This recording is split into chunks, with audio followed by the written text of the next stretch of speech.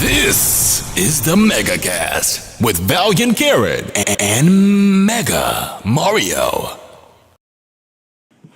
Alright, ever since I saw this, I wanted to tell you about it. I've been wanting to talk about it. Well, I told you about it already, but I couldn't wait to talk about it on the show. Did you see what they had with the Lex Luthor LEXOS video that they showed at New York Comic Con? Yes, you were like, Karen, you gotta check this out right now. Went on the website and saw that, yes, they have Lex Luthor talking about his company, making a quick video about his company and saying, please even enjoy the free Wi-Fi? The free Wi-Fi. Yeah, and the free portable charging device? Yes. Yeah, that's all cool because I love this kind of stuff. I love it when a movie will immerse me into its universe, into its world. I totally enjoy it. This is, to me, the next level for movies. Movies are now events. This is what we love to cover. This is the very definition of a mega movie. When there's so much going on that it bleeds outside of the movie screen, where we're talking about YouTube videos. We're going to get into some other stuff that actually debuted too in just a sec.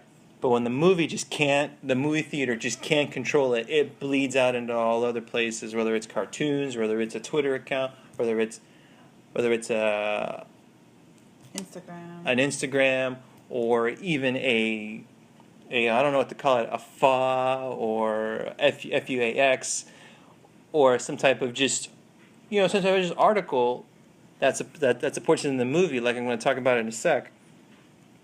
But like I said, I love this. It's creative marketing, and this is what other movies need to do to get me excited about their product, to get It's creative. people into the seats. And like I said, I could talk about this all day, Karen. I could geek out on this for another hour, but I know it's not possible. So we're going to move on. I'm going to hit a couple quick hits here. Not only did the video debut, imagine being at New York Comic Con, all of a sudden this shows up. You're like, what the heck? What is this? Yes. It's kind of like when you go to Universal Studios or when you go to Disney. Before you get to the ride, they actually have some videos. They actually have certain things that will prep you as you get to the ride, whether it's instructions or a backstory or other cool things. This is exactly what it is. Before we get to see the movie, we get to see these kind of things that are prep us for it. These cool little marketing techniques. So along to go with this video at the New York Comic Book Convention, there's also a webpage for Lex Luthor, for LEXCORP. There's also a Lex Luthor Twitter page that's also out there. No surprise there. Yeah, so we'll put a link of the video up on our website, megamovienews.com. We'll put a link to the webpage on our website, megamovienews.com. And we'll also put a link to the Lex Luthor Twitter. We should follow Lex Luthor, Karen. We should follow him on our Twitter. And there's also there's even a hashtag LexCorp on Twitter, which is awesome because again, it's just all immersing me into this world. Yeah, I know when you told me to check out the Lex Luthor stuff from New York Comic Con, it's interesting because they even had a Fortune article, and we'll put the link up on our website. But I was like, wow, this is how smart and creative, this marketing for this movie is, because it's different. I know some people think, oh, no, I don't like it too much, but if they don't like at least the Twitter or Lex Luthor webpage, they got to check out this Fortune article, right?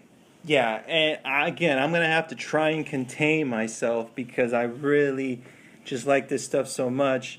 And if you, again, we'll put the link up on our website, but it's literally an article on Fortune.com's website from Fortune magazine interviewing, Jesse Eisenberg in the character of Lex Luthor. In the Fortune magazine article, there are tons of Easter eggs, a ton. Just a couple that I wanted to point out and highlight. In the article, it talks about how Lex Luthor has a collection of meteorite crystals. And obviously one of those meteorites is going to be kryptonite. And also it talks about how his dad died and kind of how his dad was this kind of, some of his enemies would call him a ruthless businessman. And Lex is trying to come across as a Mark Zuckerberg type of guy, laid back, just kind of this coding technical genius from that nature. So it gives a lot of insight into Lex Luthor's character. Another one that's really cool that I really wanted to point out is it talks about how LEXCORP in the article is one of the top 3 companies that gives to charities. The other 2 companies, guess who they are, Karen? The other 2 companies are Wayne Enterprises and Cord Industries. Cord Industries is important because Cord Industries would be the Blue Beetle's company. Ted Cord. So we were talking about this on our last show, how Blue Beetle, we expect him to be coming out. Already we're starting to see a precursor to Blue Beetle.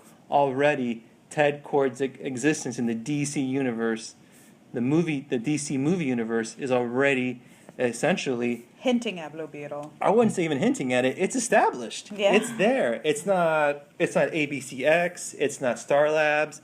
It's not Cadmus. It's not anything else. It's Cord Industries. So Ted Cord exists. He exists in the DC movie universe. What role he'll play, how he's going to look, and things like that, we don't know. That's to be established, but he's there. And it's almost like when we saw that Wayne Enterprises satellite get knocked out in Man of Steel. Oh, yeah, that's right. Well, this isn't in the movie, but it's definitely within the context of the DC movie universe. So I love it. It's there. Blue Beetle, this is the first mention of him. It's exciting for me. I think it's going to point to other things. Yeah, no, when I heard about Cord Industries, I said, oh, man, that's awesome. Yeah, that reminded me what we've heard, that we're going to get him. But you know what, Mario? I think it's still going to be a while before we see him. Yeah, it's going to be a while. I think maybe before the Blue Beetle movie comes out. But I think we're going to see Ted Cord sooner rather than later. So I have to disagree with you on there. We're going to see him pop up very soon.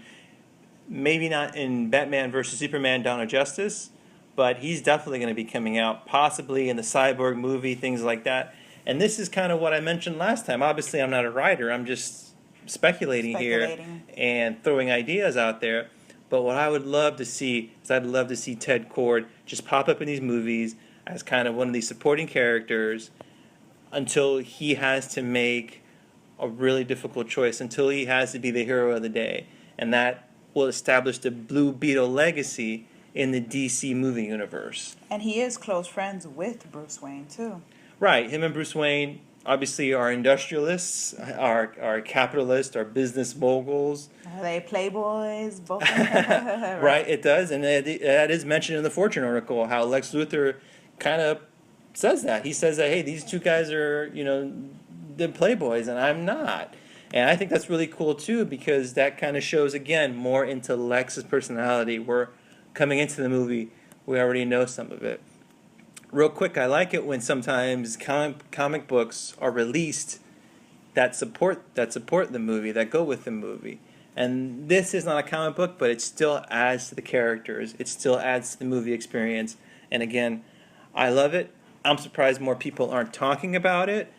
This is just, again, something that really adds to the movie, and I don't want to keep repeating myself, so I'll just end it like this for this segment. I love it. I can't wait for more stuff to come. Great job, everyone involved. The MegaCast, your news source for superhero, sci-fi, fantasy, action, and adventure films. From MegaMovieNews.com.